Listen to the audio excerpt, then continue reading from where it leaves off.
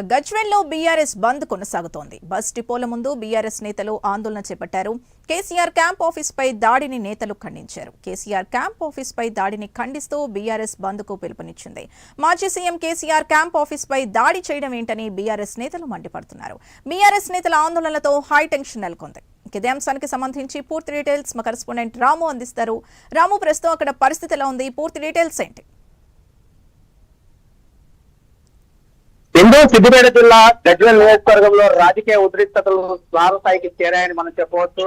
అయితే మాజీ సీఎం కేసీఆర్ నేతృత్వం వహిస్తున్నటువంటి గజ్వేల్ నియోజకవర్గంలో ఏదైతే ఎమ్మెల్యే క్యాంప్ ఆఫీస్ పై కాంగ్రెస్ నాయకులు దాడి చేశారన్నట్టుగైతే ఈ యొక్క చర్చ రాష్ట్ర రాజకీయాల్లో భారీగా చర్చ కొనసాగుతుందని కూడా చెప్పవచ్చు.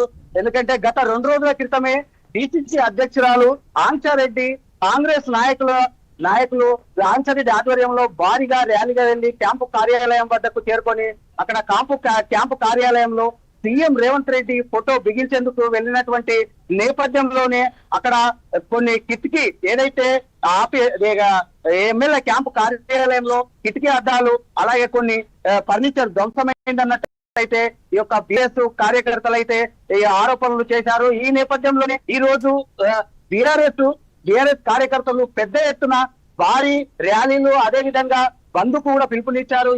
ఈ నేపథ్యంలో ఎక్కడైతే bus depot Gajwel Pragnapur bus depot అదే విధంగా అంబేద్కర్ చౌరస్తా వద్ద భారీ ర్యాలీలు నిరసన అయితే చేపట్టారు. మొత్తంలో చూసుకున్నట్టయితే గజ్వేల్ ఉద్రిక్తత వాతావరణం అయితే నెలకొందని కూడా చెప్పవచ్చు.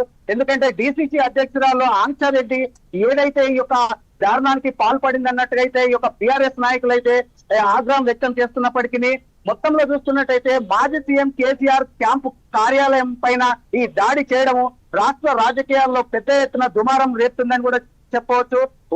ఉదయం 6 గంటల నుండే ఈ యొక్క బంద్ కు పిలుపునిచ్చినటువంటి బీఆర్ఎస్ కార్యకర్తలు స్వచ్ఛందంగా బంద్లో పాల్గొనాలన్నట్టయితే అక్కడ కమర్షియల్ ఏదైతే దుకాణ సముదాయాలు కావచ్చు వ్యాపారవేత్తలకు అందరికి కూడా పిలుపునిచ్చినటువంటి పరిస్థితి.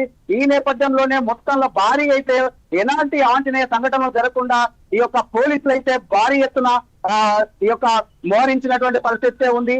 మొత్తంలో ఆంచారెడ్డి ఇంటిని కూడా ముట్టడించేందుకు బీఆర్ఎస్ నాయకులు ఏదైతే పాల్పడ్డారో దాన్ని అడ్డుకునే ప్రయత్నంలోనే కొద్దిగా తోపులాట కూడా అయితే పోలీసుల మధ్య బీఆర్ఎస్ నేతల మధ్య అయితే కొద్దిగా వాగ్వాదానికి దారి తీర్చిందని కూడా చెప్పవచ్చు.